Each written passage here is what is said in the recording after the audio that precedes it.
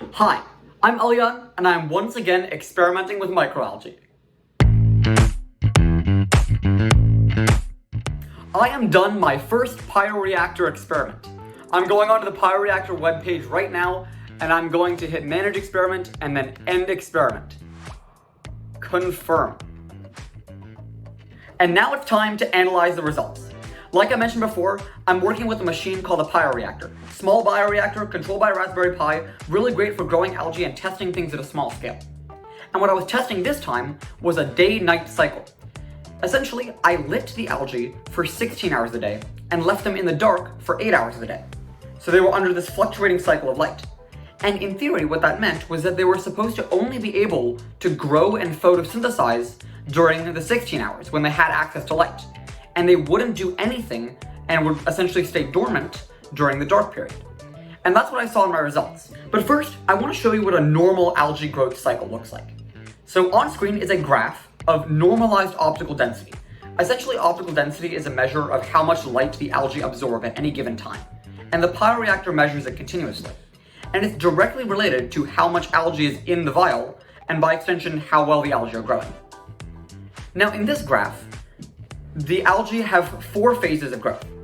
The first phase is the lag phase, the phase at the beginning where there's virtually no growth, just completely flat. And then it enters the log phase, or exponential phase, when it's growing exponentially.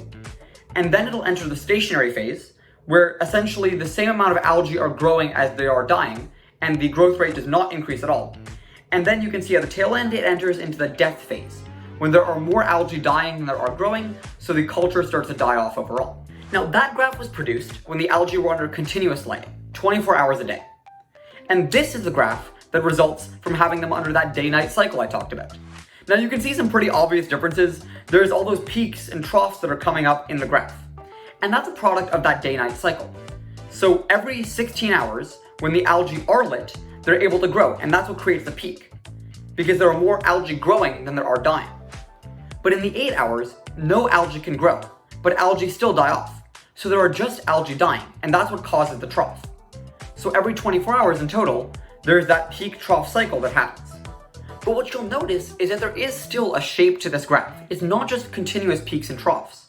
And you can see it even more clearly if I put up the shell of the graph on screen. This shell traces the path of the graph across all of those day-night cycles.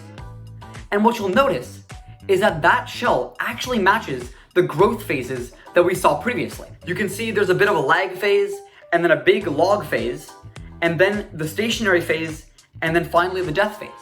It perfectly matches. It's just following that day-night cycle all the way through. I don't know about you, but I find that incredibly cool. That even under the day-night cycle that the algae are following, even under those miniature peaks and troughs, they're able to follow a general growth phase curve that we can still see. That to me is super awesome. And that concludes my first experiment with the Pioreactor. Now to be honest, that was really just a test experiment. It was something that I was pretty sure would work, and I wanted to make sure the Pioreactor would work properly and grow the algae well. And now that I've set that up, I can go on to some way more outlandish experiments. The first thing I'm thinking of experimenting with is different colors of light, and testing out how algae behave under not just white light, but red light, blue light, green light, stuff like that. So I'll have more updates on that in the next vlog. And I do want to talk about one more thing, and that is the cultivation chamber I set up a couple weeks ago. So on screen you can see the cultivation chamber I have set up. It's growing algae, it's got about 400 milliliters of algae in there, and like a Pioreactor, it's got air, it's got light, and it has a temperature sensor to make sure the algae are in the right growth conditions. Now, what's awesome about this is that the algae are actually growing in there. You can see they've turned the water green. But for the longest time, they weren't. They weren't growing for so long.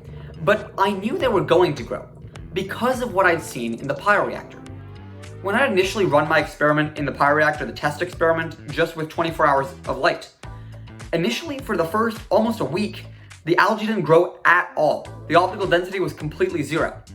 And then they shot up in an exponential growth phase. So I knew that this would take a while to grow, but after it did, it would go from very clear to very green very fast. And that's exactly what happened. So I think it's really interesting that what I model in the Pioreactor can act as a surrogate for what will happen even at larger scales.